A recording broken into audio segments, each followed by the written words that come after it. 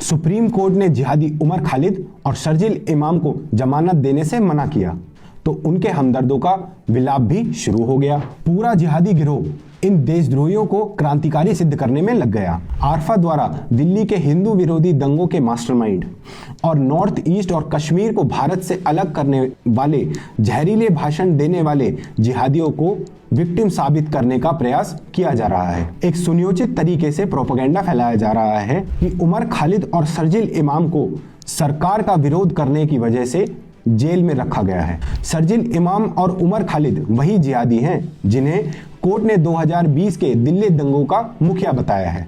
शर्जील ने देश के अलग अलग हिस्सों में जाकर मुसलमानों को दंगे करने के लिए भड़काया था और चिकन नेक काटकर नॉर्थ ईस्ट को भारत से अलग करने की बात की थी। उमर खालिद ने अफजल गुरु की फांसी पर अफजल हम शर्मिंदा हैं, तेरे कातिल जिंदा हैं जैसे नारे लगाए थे और कश्मीर के बारे में यह कहा था कि भारत ने कश्मीर पर कब्जा करके रखा हुआ है और कश्मीरियों को आजादी का हक है। Program is basically about against the occupation of Kashmir by the Indian. इन जिहादियों को आरफा अपने शो में भगत सिंह बताती है। एक तरफ भगत सिंह जैसे अमर क्रांतिकारी जो अपने देश के लिए फांसी के फंदे पर चढ़ गए थे और दूसरी तरफ ये गद्दार जो देश में रहकर देश का खाकर इसी देश को तोड़ने की बात करते हैं। इनकी तुलना करना भी अपने आप में एक देशद्रोह कृत्य है और आरफा इसे कई बार कर चुकी है। कल आरफा ने फिर से एक शो किया और उसमें सौरभ दास नाम के एक सस्ते पत्रकार को बैठाया। इस शो में आरफा सौरभ दास से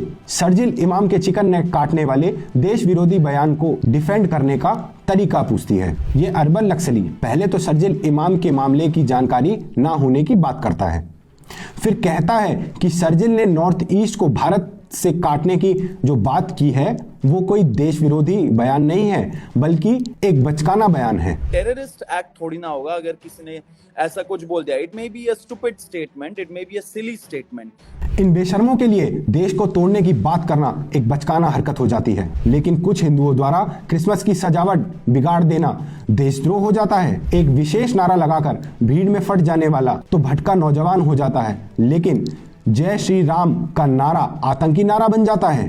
दरअसल जिहाद तंत्र के कवर अप की यही पुरानी तकनीक है। ऐसा करने के पीछे इनका मकसद होता है कि जिहादियों के देश विरोधी कुकृत्यों को इतना नॉर्मलाइज कर दिया जाए कि लोगों को वह बस एक मामूली सी घटना लगने लगे।